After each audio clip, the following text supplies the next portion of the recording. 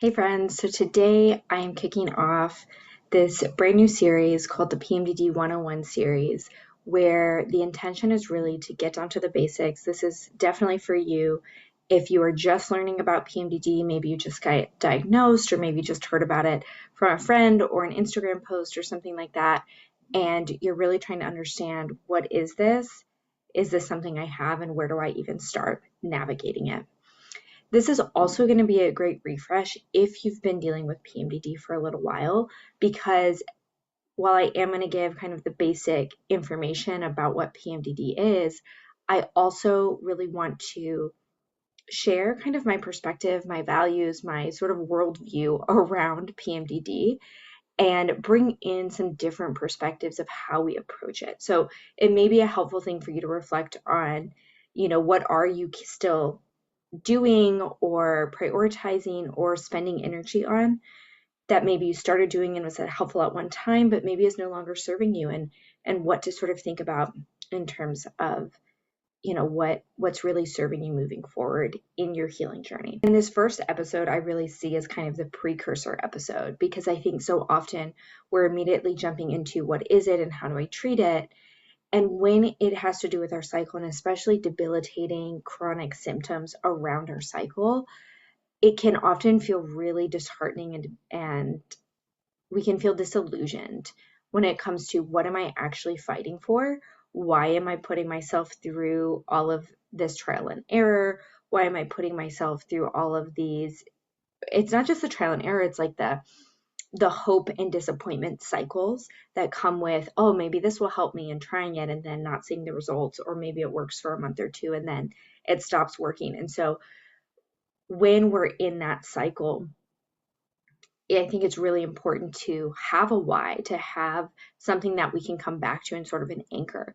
And I think a very valuable anchor that we can come back to is, why are we fighting to have this period in the first place? Why is it so important that we have one? Why is it worth doing the things, putting in the effort, especially if you're choosing a more holistic path?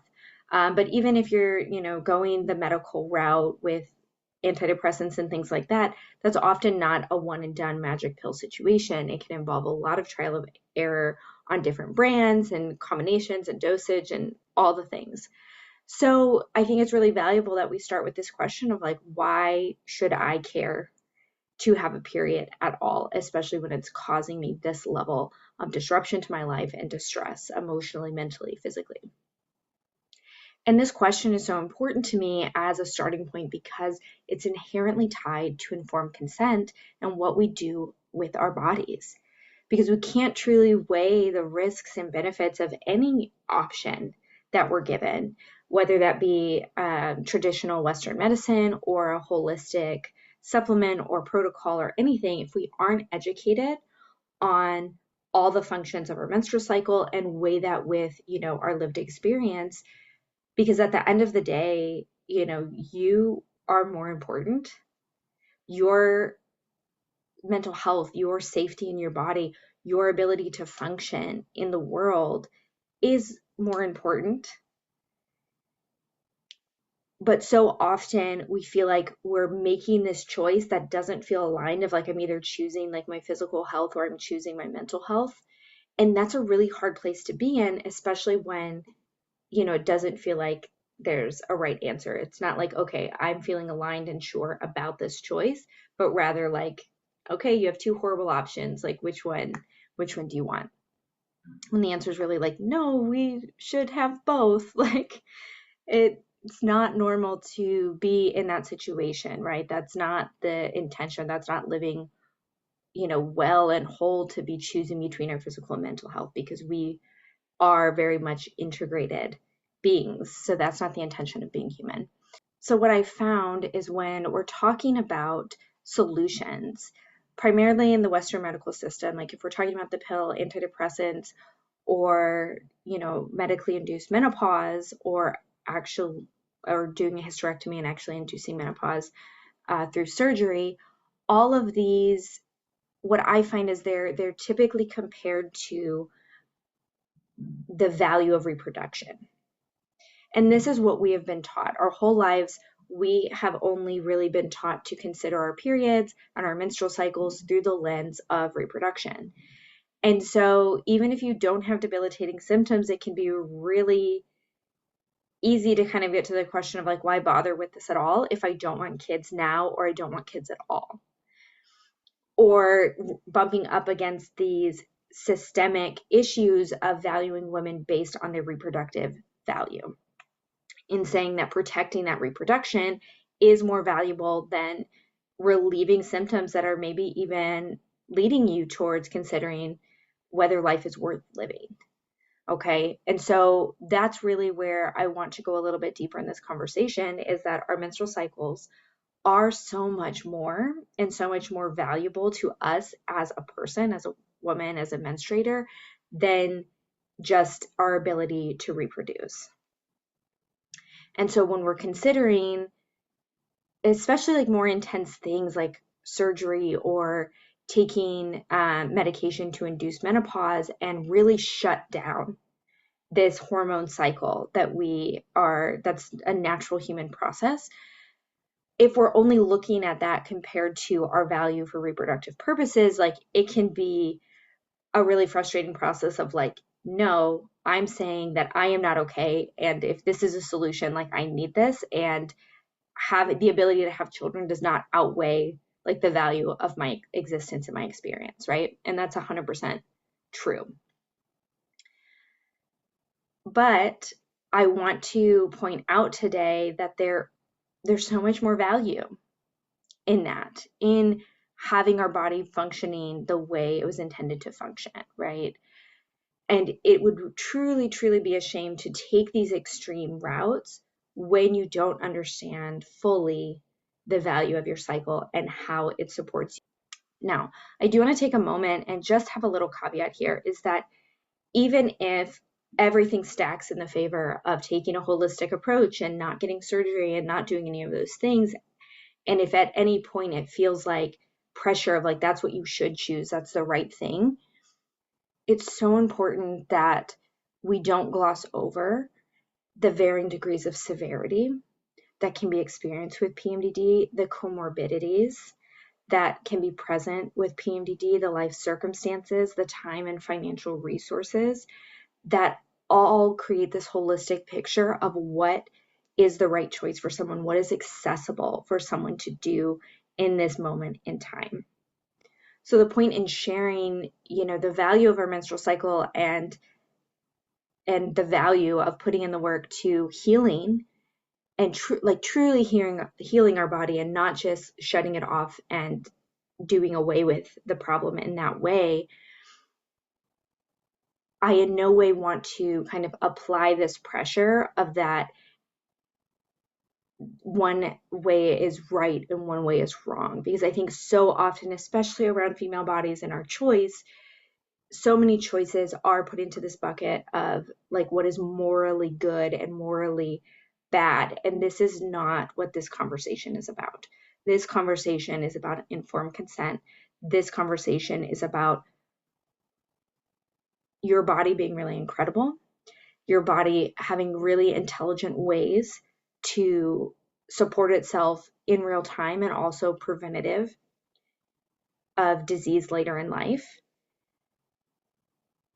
And if you have the time, the capacity, the resources, the ability,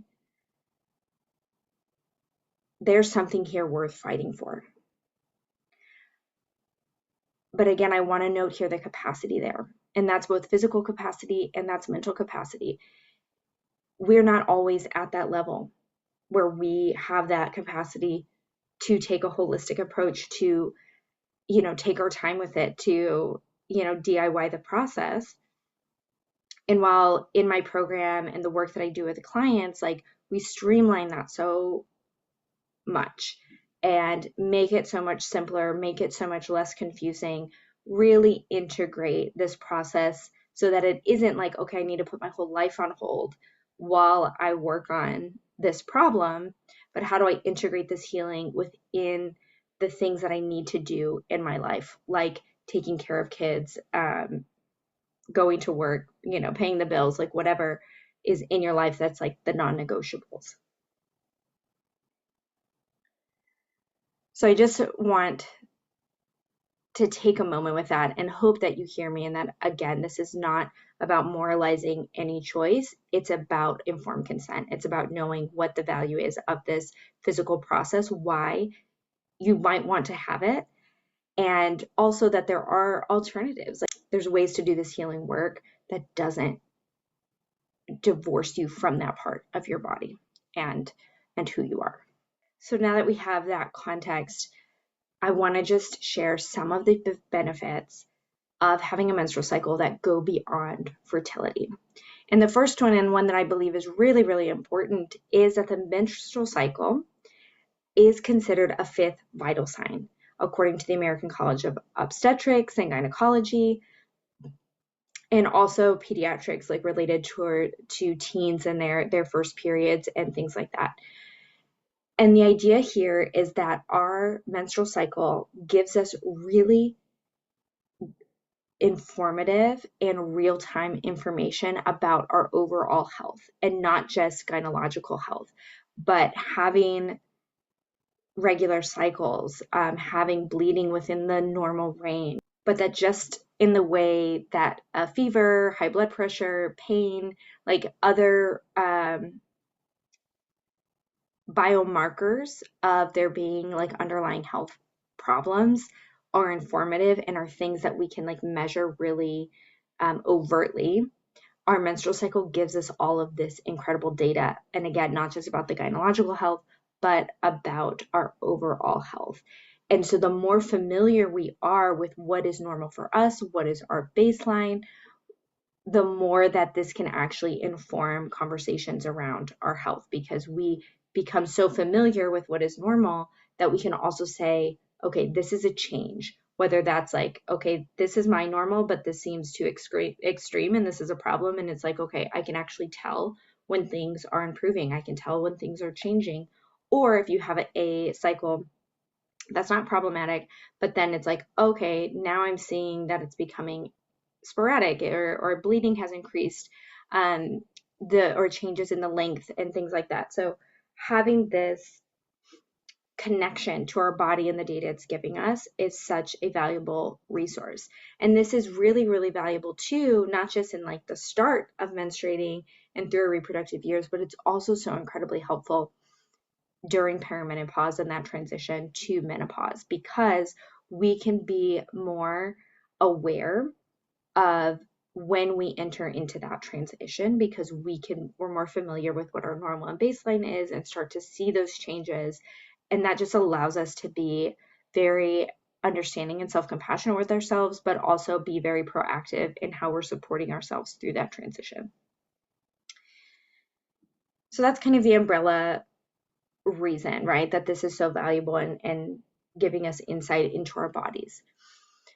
But during our reproductive years, like besides the reproductive purpose of having a cycle, this is also closely related to our libido, right? And we know that this is a thing. We know this is a thing when going on, can be an issue with the pill, can be an issue with going on SSRIs or antidepressants, that those things can really impact libido, which impacts our ability to experience pleasure, to be connected and present in our bodies, and to experience good things, as much as it's numbing out things that maybe we don't want to experience.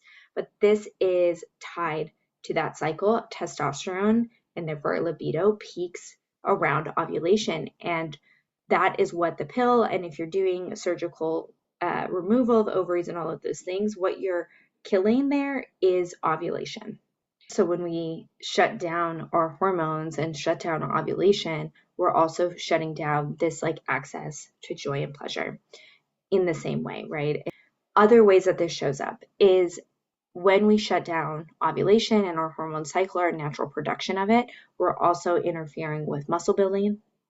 We interfere with bone density. And this is really important during the reproductive years, because when we have the most estrogen available to build muscle mass and bone density, that then can support us in later years and be preventative against osteoporosis. Like, this is the prime window to be building up that resilience. And so again, this is not just about like present day health, but it's also about putting health in the bank. The other thing is our cycle, like this flow of estrogen and even progesterone, which I know with PMDD, it is a trickier story. We're not always as best friends with progesterone as we are with estrogen, but both of these things are really impactful on our mood. And estrogen is incredibly important for mood because it's also tied with serotonin production. As estrogen rises, it also promotes the production of serotonin. So again, when we are either shutting this down completely or we are using synthetic forms of hormones, we're not getting the same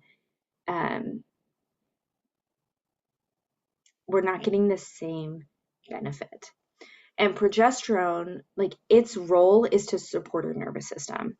And so even if there is issues with how your brain is responding to progesterone, like not having progesterone is not the answer because it just intensifies it and makes it even more extreme. And so when we work on nervous system regulation along with it, our relationship to progesterone and its benefits can also be felt more. And then our cycle is greatly tied to our gut health and our brain health. And this is primarily through the benefits of estrogen. There are so many receptors of estrogen in our gut. And so it is closely linked with our gut health. And it's also tons and tons of receptors for estrogen in our brain. And so it's inherently tied to our brain health. Estrogen is often called the master regulator of the brain for women and menstruators. So a lot of symptoms that you may experience with PMDD of kind of brain fog and just like those cognitive things where you just aren't making the same connections, don't feel like you're moving as quickly, maybe issues with memory, like taking out the cycle, taking out the benefits of estrogen and all of those things, like is not a way to completely remove that, right? So it's like, okay, maybe there's relief in this one part, but then, you're feeling it somewhere else. So it's just really the point here is saying is that this cycle and these hormones are connecting not just in our reproductive organs, right? So often we think about them as like, oh, these are, related to our uterus and our ovaries. And like, while they are very much tied to those, they are also communicating to our brain, to our gut, with our nervous system. And so to shut that down is also going to have domino effects in other parts of our body. Now, like I said earlier, this isn't to scare you off from making the choice of choosing surgery if that is what you believe is right for you.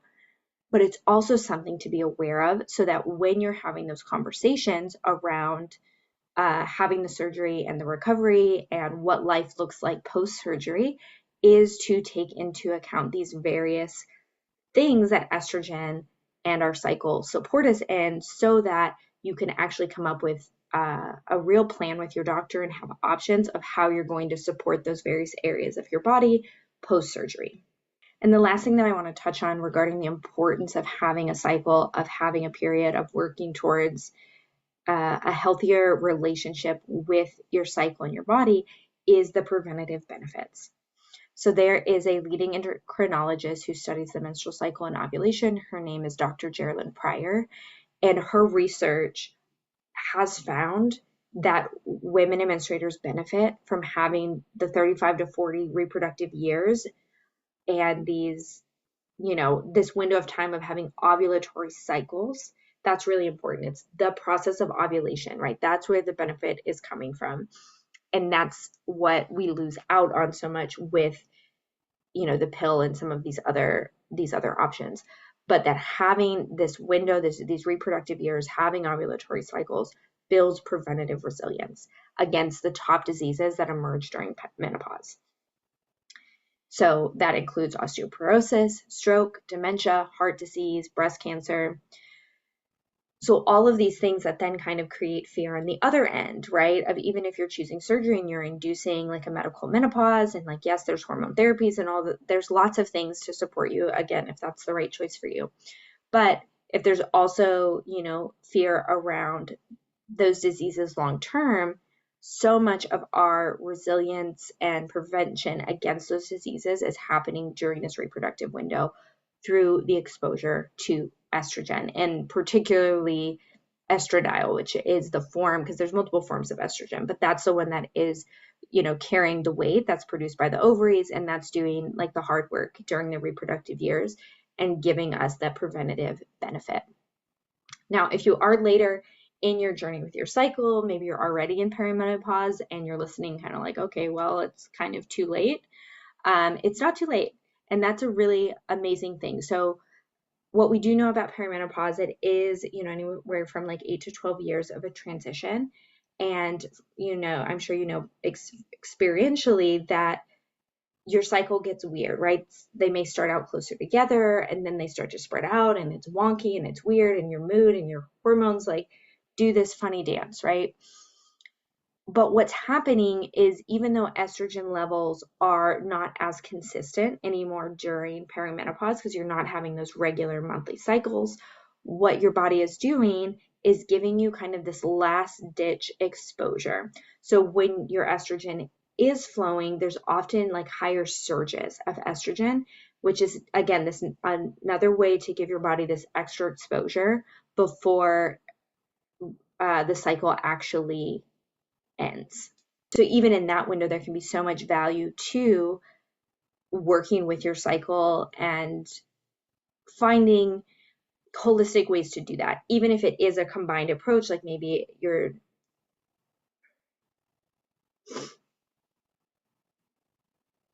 there's so much benefit to finding ways to support your cycle and to find solutions that allow you to like live through that experience and get that, preventative health benefit for menopause. Now, you may be listening and none of these reasons may outweigh like a choice to be like, okay, I need to feel okay. I need to be able to function. I need, this to be over. I need it to be done. And maybe that experience is really intense or really extreme, or you don't have the time and resources or the capacity. Like, if none of these things outweigh the potential relief that you might find in these other pathways, like, go make an informed decision. That's the beauty of this, isn't it? You have information and you can make that choice. But if you're listening and you've had this inkling that there is a way to find a livable solution without shutting down your hormones, and that is worth the effort, that's worth the time and the investment, you're 100% in the right place. And I hope that what we've talked about today leaves you feeling validated in that intuitive feeling that, no, there's got to be some more real answers here, and feeling empowered to stick with it, to keep going. And as always, like, I'd love to hear from you. I'd love to know if any of these things about your cycle are brand new to you, you're learning for the first time, and also any questions or things that this triggers in you and you want to learn more about or go deeper.